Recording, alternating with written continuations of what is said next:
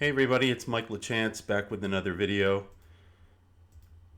I have to start out tonight with the usual stuff that I forget to say all the time, which is if you like this video, if you like my videos, please take a second to go down below and rate it with a thumbs up. And if you haven't subscribed already, please do so. I have a very small number of subscribers. It's a kind of embarrassing number considering how long I've had this channel, but I haven't spent a lot of time promoting or advancing the interests of this channel over the years, but it's something that I'm going to try to do from now on. So if you are interested, I think a truck just went by. If you are interested, if you like the videos, please rate and subscribe. Tell your friends, tell your family. Feel free to embed them in your blogs or whatever. I appreciate it. Thanks very much.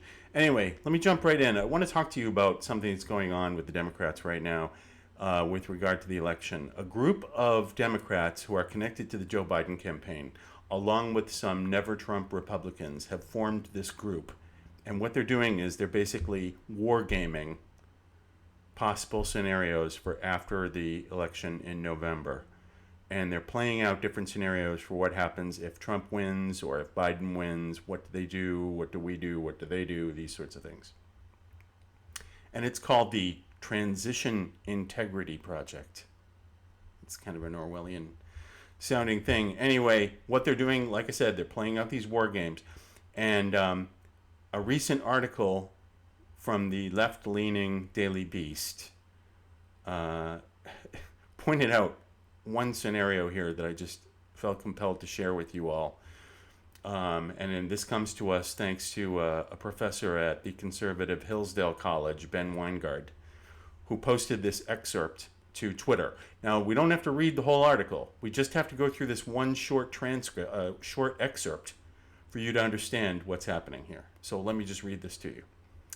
But the Transition Integrity Project noted that there would be immense pressure on Biden to fight it out if, for the third time in 20 years, the Democratic candidate won the popular vote but didn't take office.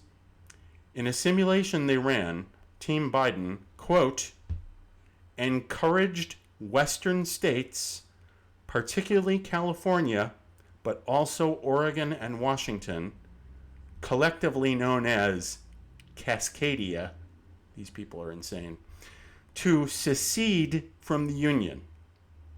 Okay?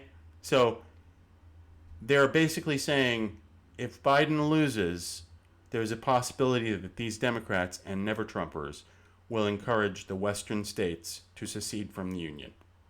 Okay? Everybody on board?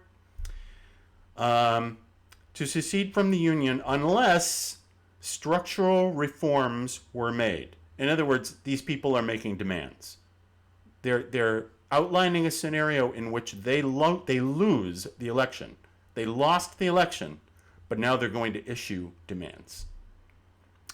In exchange for Trump getting the presidency, not winning the presidency, not winning re-election, getting the presidency. In other words, if these people allow Trump to have the presidency that he just won, it goes on, Republicans would need to agree to abolish the Electoral College, give Puerto Rico and D.C. statehood, and divide California into 5 states for better Senate representation. Now, I ask you, can anyone point to a scenario in history where the losing team issues a list of demands? Since when do the people who lost say, okay, we lost, we admit it, now here are our demands in order for us to allow you to enjoy what you just won?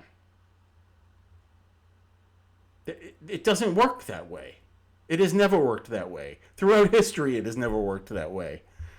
But you know what? This comes from a very specific place, and I'm about to show you some very real examples. Now, anyone who's been following me for any number of years knows that at Legal Insurrection, where I am a longtime contributor, in addition to covering politics and culture, one of my focuses is on higher education and what happens, all the crazy stuff that happens on college campuses.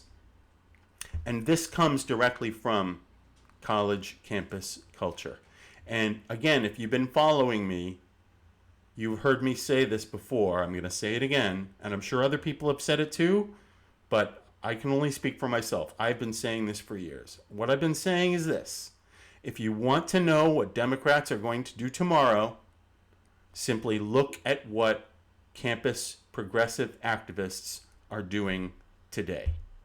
Because everything that the Democrats are doing now has flowed directly out of the culture of higher education, which is why we are currently seeing news reports about government agencies training workers to be mindful of things like microaggressions and structural racism and toxic masculinity. This all comes right out of the campus progressive playbook.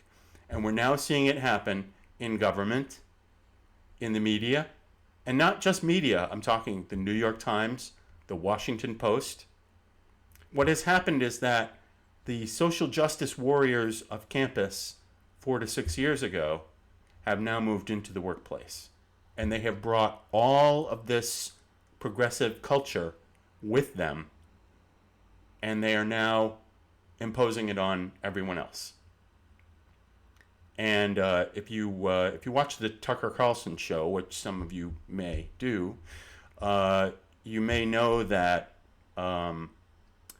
Tucker brought on a reporter recently, I forget his name, I wish I could remember it, who sort of broke the story about various federal agencies and offices training employees on things like systemic racism and toxic masculinity, and specifically what's called critical race theory, which again is right out of the campus left playbook.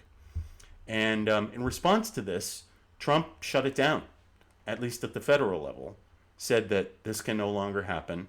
It's no longer allowed for these agencies to hold these critical race theory training sessions in federal offices. And that's a major win in the culture war, not just for conservatives, but just for average Americans who hear this stuff and are like, what is this? Where did this come from? When did this happen?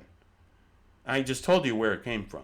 It came from college campuses. And when it is happening is right now. This is happening right now. And Trump shutting it down at the federal level is a great thing for all of America. But I want to give you some examples specifically with regard to issuing demands. And for that, we need to go over to the Legal Insurrection blog, where I have recently entered the word demands, and I've searched various posts. Some of them are very recent, but I have stuff going back. I could go back as far as 2012 if you want, but we won't go back that far. I just want to give you some recent examples of this idea of issuing demands and lists of demands. So let's just scroll through. I'm not going to read the articles. We're just going to go over the headlines, just so I can give you an idea of where this is coming from. This is just from September 5th, 3 days ago. Black student activist group at Columbia University gives school 48 hours to acknowledge demands. Student group at NYU demands black-only student housing on campus. Petition demands Dartmouth College punish conservative campus newspaper. And, you know, there are other things in here that are like related to culture and politics. But I want to stick with the campus stuff just so you get an idea of like how prevalent this is and where it's coming from. Petition demands removal of Walt Whitman statue at Rutgers University, Camden. Sometimes it's just one demand, but a lot of times it's a list of demands. You know what I mean? Some student group decides that, you know, they've got all these demands and they just want. California Faculty Association demands free tuition for all black, native, and indigenous students. University of Pittsburgh Black Senate demands segregated space solely for black students to congregate. That sounds like segregation, doesn't it? Faculty at Princeton accuse school of anti-blackness. Issue list of demands. Let me go to the second page because I know there's a couple of good ones that were also just recently put up.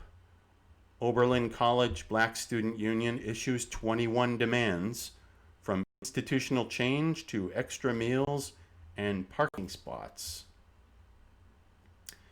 Black Lives Matter protesters in Seattle Autonomous Zone issue list of demands. Progressive Student Group demands Yale tap endowment to ease economic burden of students and staff. I'll skip over these political ones. Again, I just want to stick with the campus stuff for now. Progressive youth groups issue list of demands to the Joe Biden campaign. University of Virginia students issue list of coronavirus-related demands to administration. Student protesters at Syracuse University release laundry list of demands. You see where I'm going with this? This is why the Democrats are now saying, well, even if we lose, we're going to issue a list of demands. Because the Democrats are operating like the national Democrats are operating at the level of the college Democrats. Because it works. Because the administrators at these schools don't realize that they are being played. See, the left is very trendy. You know, they're all in communication because of social media. And when one tactic works for one group at one school, then another group tries to do the same thing at another school. And the administrator at school B doesn't realize that he's getting played, he or she is getting played, because it worked at school A. And that's the only reason that the kids at school B are doing it, is because the students at school A tried it and it worked. And it just goes on and on and on. Look at this. Environmental group at Harvard promises escalation if their demands aren't met. And I could go on like this from now, keep going back all the way to 2012. Now here's an interesting example, because this is the student government at the University of Pennsylvania demands free chest binders for female students. And on and on and on. So you see this demand thing, like everything else that the Democrats are doing, is rolling right out of that campus culture. And it will keep going on until it doesn't work anymore. Because that's the way the left works. Once a tactic works for them, they will keep it up until it doesn't work anymore. So just be aware that this is what's going on, and it's going on. It used to be something that was relegated to college campuses. Now it's permeating every aspect of our lives. Our government has been infiltrated with it, our media, Hollywood, professional sports, it's everywhere. And Trump winning in November will not be a cure-all for this, but it will be a major rebuke of this. And that will make a difference. It won't be the end of it, but it would make a difference. And if you value what you considered sort of normal life in America up until recently,